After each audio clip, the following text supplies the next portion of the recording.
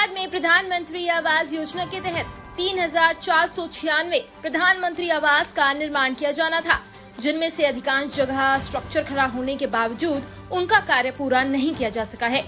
जबकि सरकार द्वारा 3 कार्य योजनाएं बीत जाने के बावजूद लाभार्थियों को उनके आवास नहीं मिल पाए हैं।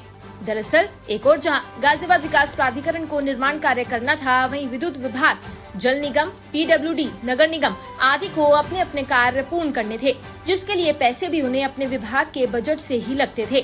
जहां अधिकांश विभागों द्वारा कार्य पूरा कर लिया गया है, वहीं पर PWD द्वारा सड़कों का निर्माण अभी नहीं किया गया है।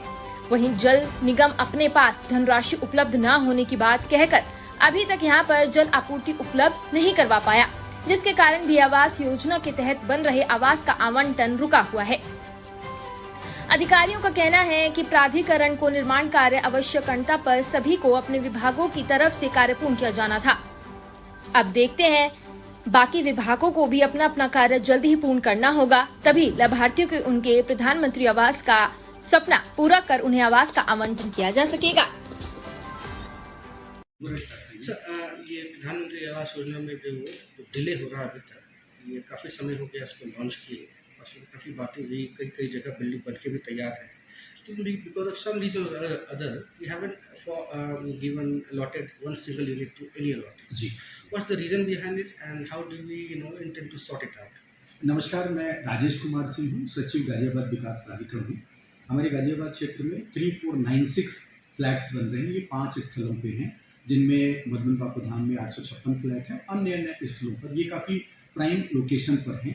इसमें जो स्टेट गवर्नमेंट का शासनादेश था प्रधानमंत्री आवास योजना के लिए, इसमें भवन निर्माण हमें करना था। इसकी जो बाह्य सुविधाएं हैं, जैसे वहाँ तक का पहुँच मार्ग, नाला, नाली, सीवर, विद्युत व्यवस्था और पेयजल की आपूर्ति, ये अन्य विभागों को करनी थी और यह पैसा उन्हें अपने विभागीय बजट से प्राप्त करना था। परंतु जो भी अपरिहार्य कारण रहे, विशेष तौर पे जल निगम को पैसा नहीं मिल पाया। विद्युत विभाग अपना काम कर रहा है, PWD भी अपना कार्य करने का प्रयास कर रहा है, नगर निगम, नगर पंचायतों ने अपना कार्य कर दिया, परंतु पेयजल की आपूर्ति न होने के कारण अभी हम यहाँ पर बसावट नहीं कर पाए हैं। अभी उपाध्यक्ष महोदय और हमारे बोर्ड के द्वारा ये अनुमोदन दिया गया है।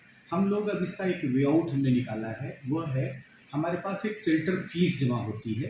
तो हमने ये अनुमोदन लिया है कि हम सेल्टर फीस से लगभग 17 करोड़ रुपए का कार्य अभी बचा हुआ है, उसको हम सेल्टर फीस से अभी उसकी फंडिंग करा देंगे।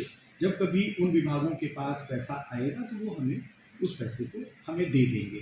परंतु सेल्टर फीस से करने से ये होगा कि हम अगले महीने या अगले के अगले महीने, जैसे हमारा मधुबन बापू धाम योजना है, उसमें संभवतः हम अगस्त में लोगों की रजिस्ट्री प्रारंभ कर देंगे। इसी तरह से प्रताप विहार में लगभग 840 फ्लैट हैं, उनका भी हम प्रारंभ कर सकेंगे। दासना में है, उनका भी प्रारंभ कर सकेंगे। तो जहाँ पर पेयजल आपूर्ति को लेकर के कार्य बताया था, वहाँ हम ट्यूबवेल बना करके, और ओवरहेड टैंक बनने में तो लगभग 1 साल का समय लगेगा, लेकिन ट्यूबवेल बना करके और लोगों को रजिस्ट्री करना प्रारंभ कर देंगे और इससे इसका एक समाधान निकल जाएगा। और लेटेस्ट अपडेट के लिए सब्सक्राइब करें वेलकम इंडिया न्यूज़ चैनल।